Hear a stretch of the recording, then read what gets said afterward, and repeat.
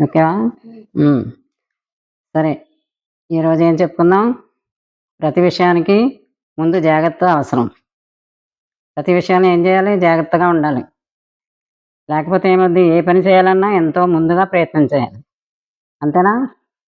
ఏ చిన్న పనైనా, పెద్ద పనైనా మన ప్రయత్నం ముందు చేసుకుంటే ప్రతి పని విజయవంతంగా ఉంటది. జీవితంలో సంతోషంగా ఉండాలంటే ముందుగా ఆధ్యాత్మిక జ్ఞానం ఉండాలి. అంటే దైవ జ్ఞానం అనమాట. ఉంటే ఏమవుతది? ఏ సమయంలో ఏం అవసరం వస్తుందో ముందుగానే మనం సంసిద్ధంగా ఉండాలి.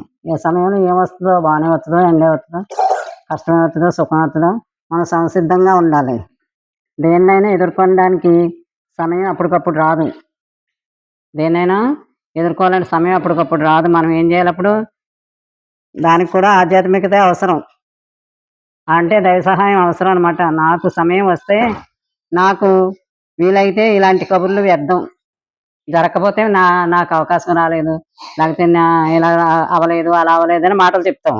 అయన్నీ ఉట్టి వ్యర్థం. నిరంతరం వచ్చే పరీక్షలు ఎదుర్కోవాలంటే ఏం చేయాలి? మంచి భావాలుండాలి.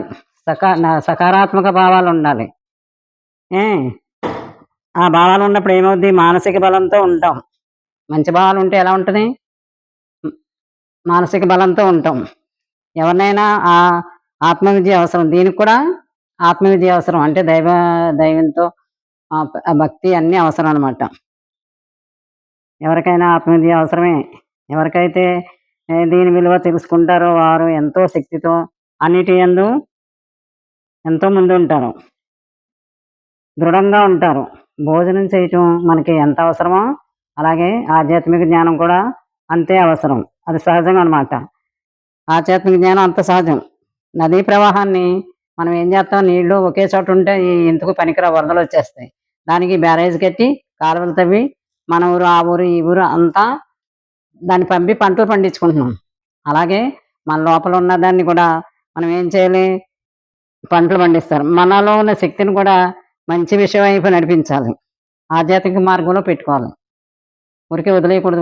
ఊరికే వదిలేస్తే ఊరి మీద తిరిగితే ఏమవుతదిరా? రాదు. అందుకని మనం ఏం చేయాలి? మంచి ఈ కాలువలను ఎలా అయితే మనం మళ్లించుకుని మనం పంటలు పండించుకుంటున్నాం. మన లోపల ఉన్న శక్తిని కూడా అలా ఉపయోగించుకుని చేయాలనమాట. దీనికి కూడా కారణం ఆధ్యాత్మిక మార్గమే. అది నిశ్శబ్దమైన శక్తి. దైవశక్తి ఎలాంటిది? నిశ్శబ్దమైనటువంటి శక్తి. ఎలాంటి విపత్తునైనా ఆధ్యాత్మిక జ్ఞానాన్ని దాటించగలదు. దేవుడి నమ్మకం, ఆధ్యాత్మిక జ్ఞానం ఉంటే ఎంతటి కష్టాన్నైనా దాటొచ్చు. మన కర్మల తీరు మారుతుంది. మన అలవాట్లు, మన పనులు ఇయన్నీ దైవికంగానే ఉంటాయి. మారిపోతాయి. మన చెడ్డ భావాలయి ఉండవు. మార్పొస్తది. రాక్షస గుణాలు దూరమవుతాయి.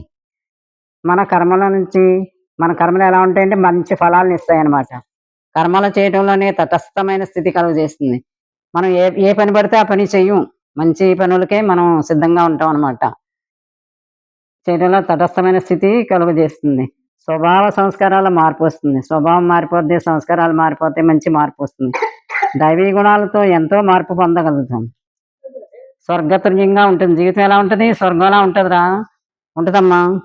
కర్మలను చేసిన తర్వాత విచారించి ప్రయోజనం లేదు. కర్మలు చేసేసాక, చెడ్డ పనులు చేసేసాక, లేకపోతే ఏమో చేసేసాక విచారించి ప్రయోజనం లేదు. విచక్షణా జ్ఞానంతో మన కర్మల్ని సంస్కరించుకోవాలి. సమయం లేదు అనుకోకూడదు. తప్పనిసరిగా అవసరంగా ఆధ్యాత్మిక జ్ఞానం వినాలి. ఇది భగవంతుడు మనకిచ్చిన మంచి భోజనం. నిజంగా మంచి భోజనం. మంచి ఆరోగ్యకరమైనటువంటి భోజనం. చిన్నప్పటి నుంచి మీరు అందరం తెలుసుకోవాల్సిందే ఇది. మంచి భోజనం.